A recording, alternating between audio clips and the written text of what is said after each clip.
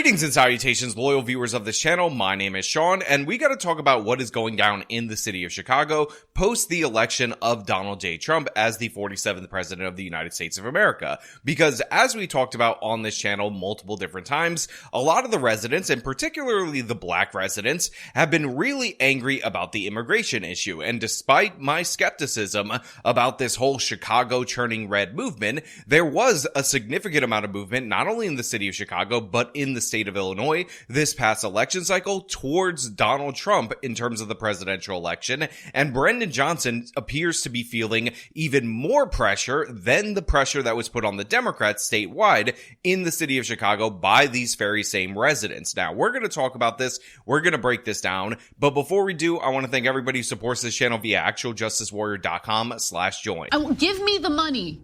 Give me the money. Okay? Brandon Johnson have ignored every plea, call, cry. You're going to protect the undocumented while you're going to allow for the citizens in Chicago to suffer. You ain't going to abide by what the president of the United States said. Everybody know better than that. Loser, get rid of the illegals. Illinois is turning purple.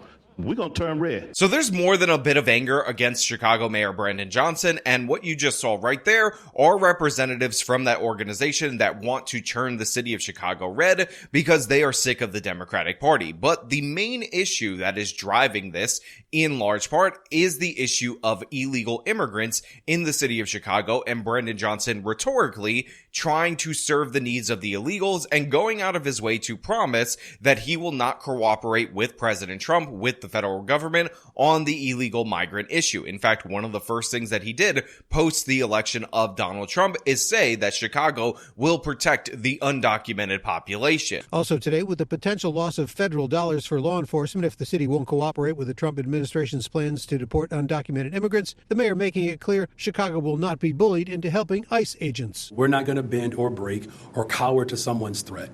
We're going to stand up and unite around our shared values, and they have my assurance that I'm going to protect the families of this city. Now, beyond the activists that are seeking to turn Chicago red, there is a growing sentiment in the city of Chicago that the black residents are getting the short end of the stick. They're not getting the benefits that they feel like they're entitled to as compared to these illegal immigrants. And as somebody who's not in favor of broad welfare programs or anything of the sort, I still sympathize with these people because I can understand if you are an actual citizen of the United States of America, a tax-paying resident of the city of Chicago, and what you see time and time again is your tax dollars going to end up boosting up these non-citizens, these people who are breaking the law by being here, these asylum fraudsters that have flooded the entire country, but have been very specifically going to these left-wing cities due to the fact that they have the sanctuary protections and generous welfare benefits. Right now, Mayor Brandon Johnson, he represents himself and his party because a lot of the people in Chicago are frustrated with his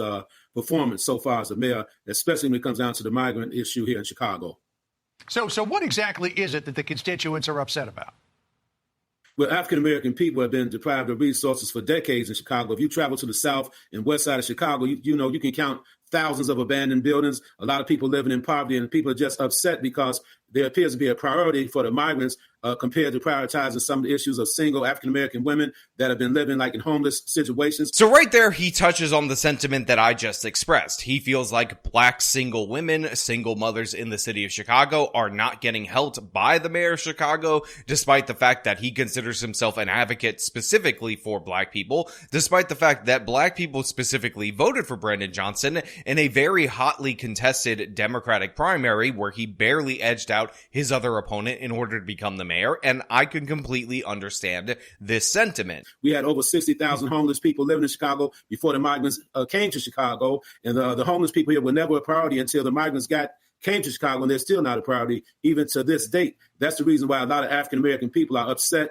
Hispanic people voted for Donald Trump as well in Chicago because some Hispanic people are upset, and people need to understand this. Now, he also brings up the fact that Latinos are actually the demographic that shifted more towards Donald Trump than actually black Americans, and this is one of the things that we've noticed nationally, which is black people seem to be very solid in voting Democrat, at least on a national level. However, in terms of local movement, we could see a shift to the Republicans. I would love to see that occur, although I think the more likely option is somebody running as a Democrat, but as a much more sensible Democrat, actually dethroning Brandon Johnson in his next go-around. Again, he barely won his previous election. Part of the reason why he won is because he ran a very racialized campaign that motivated black people to vote for him because he painted his opponent as an evil white racist, and he continues to do that. But if his approval rating is dropping amongst those people, there is nowhere he is gaining votes anywhere in the city of Chicago that could propel him to re-election. If you'll recall, Brandon Johnson recently had one of the most embarrassing moments in the history of the city of Chicago,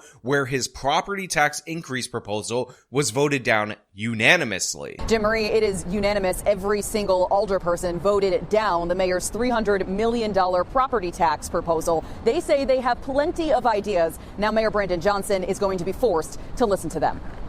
It's a devastating loss for Mayor Johnson. I've been here, going on 17 years. I've never seen this kind of vote take place. And I think in many of our lifetimes, we've never seen this. So it sends a message that massive property tax increase he was looking for is not going to happen. At the end of the day, the state of Illinois has designed municipalities to run on property taxes. We have tried to do the best we can to avoid that. However, it becomes a point where some of those things are necessary. Now again, we've actually done a couple of videos on the financial woes of the city of Chicago, but one of the things that is driving that big budget deficit is the fact that Brandon Johnson is promising all these benefits, including a 10% raise to the Chicago teachers. And it's one thing for you to say, hey, I want teachers to get paid more. It's another thing to blow out the budget in order to do so, especially when you're a guy who is backed thoroughly by the Chicago Teachers Union. He is essentially their puppet. He is a member of the Chicago Teachers Union. And again, if you guys don't remember, we did an entire video on the fact that he fired the entire Department of Education in the city of Chicago, or the Board of Education, in order to get rid of the CEO because the CEO refused to take a $300+ million high interest loan in order to pay off this key constituency. So Brandon Johnson has a ton of problems. And of course, he's doubling down and tripling down on Orange Man bad, on Trump bad. Simply hearing Trump bad, Trump bad. Y'all can bird dog me all y'all want, but if it's relationship over duty, then y'all don't serve the blue. And you can smirk all you want. Mr. Sims, direct your attention towards me, please. You're a criminal. Why do I got to address you? The feds need to address you. DOJ need to address you, and hopefully Donald Trump will address you. Because you're going to protect the undocumented, while you're going to allow for the citizens in the Chicago to suffer under your, 33%? When C.J. Lopez cooked that 3% up a long time ago. Y'all called it a circuit breaker. Y'all been talked about it. Remember, before you came in here and gave that jovial speech, you need to be inspected. You and that creep over there. And his number one way he is resisting the evil orange man, resisting Donald Trump, is by promising to protect all these illegal migrants that the Chicago residents themselves, Black and Latino, are sick of. They're sick of the benefits. They're sick of all these shelters being put up. They're sick of the crime associated with these migrants and all those different various issues that are going down in the city of Chicago. But Brandon Johnson refuses to bend in terms of rhetoric, even though we've actually talked about how he's gone down to the border and very quietly tried to prevent people from coming to the city of Chicago and leeching off the taxpayers. However, now that Donald Trump is in power, now that it's the evil orange man, again, this is more about being the resistance against Trump rather than governing Chicago in a way that the people are satisfied with. To anyone who intends to come take away the freedom and opportunity and dignity of Illinoisans, I would remind you that a happy warrior is still a warrior. You come for my people. You come through me. So I think it's quite telling that after Illinois shifted dramatically to the right towards the evil orange man, after he won all of the swing states on the immigration issue, just a couple of days later, you have Governor Pritzker of Illinois coming out and giving a press conference talking about how the illegals are his people and basically saying if the evil orange man wants to come and deport criminals, we're not going to let it happen in the state of Illinois because we have values. And he's still playing up the joy and all that nonsense associated with the Kamala Harris campaign, saying a joyful warrior is still a warrior. Again, nonsensical in every way, but it just goes to show you the priorities of these Democrats. They are losing their grip on the working class vote in the United States of America. The electorate is changing up on them. So what they're looking at is the new potential electorate, which of course is all these different asylum fraudsters. They want this underclass of people to be future Democratic voters. And again, a lot of people call this a conspiracy theory or something like that,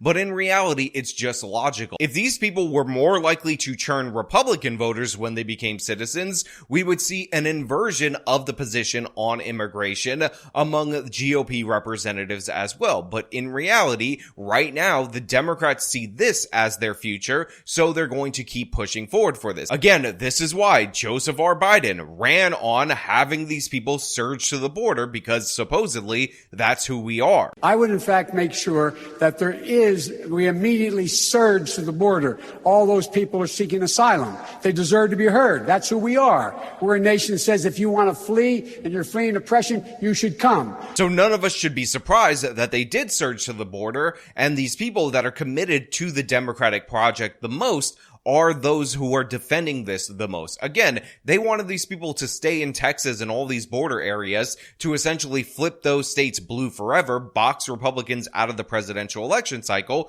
but only by luck, by fortune, have they not been able to pass an amnesty bill in the modern era in order to make that a reality. This is a city that will remain a welcoming city. We're going to stand up, we're going to protect undocumented individuals. Now, of course, we were talking about the mayor of Chicago, so unsurprisingly, Brandon Johnson says, we're going to protect these undocumented individuals, we're going to keep them in this country, we're going to defy presidential orders, and this is one of the reasons why I think that the president needs to actually follow through on his policy recommendations, which are to defund these cities, cut off all funding for the welfare programs for these asylum fraudsters, and see if that pressure will cause the cities and the residents of these cities to put pressure on their representatives to allow you to remove these people from the country. Because the plan of the Democratic Party is to have these people so entrenched that it becomes basically impossible to move them out. That's why it's incredibly important for the Trump administration to start with the criminals,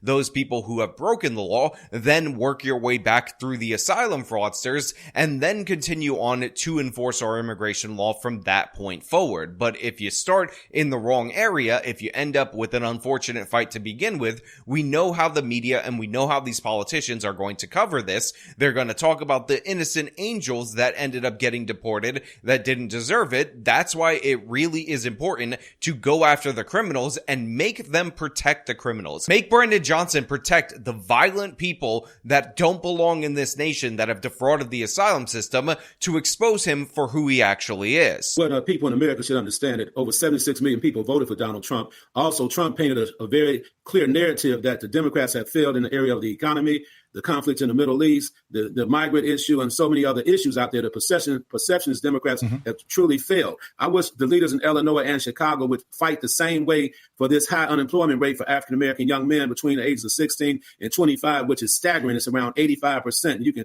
check those numbers out. Why won't we fight to make sure these young guys are employed here in Chicago? And we have issues with gun violence all over, running rampant here in Chicago. So let's step up to the plate and be just as diligent in our efforts to kind of reverse this tide of gun violence with this illegal gun trade in Chicago as well. Look, I said it before and I'll say it again. I don't have a lot of faith in the Churning Chicago Red movement. I think they're doing great work. They're putting in the work on the ground. But one of the things that I have to give them credit for is their messaging. These guys are always on point. They're talking bread and butter issues with the particular voters that they're trying to flip onto their side. And to be clear, the evil orange man is not beyond pandering to black voters. It's something that he did a lot and maybe too much of during his first term, because for whatever reason, Trump wants black voters to like him. Even though he's not up for re-election again, I do expect him to be an advocate for these people while in the White House, however fruitless that becomes. But these local guys on the local level may have a much better chance of doing this. And again, one of the things that they were able to push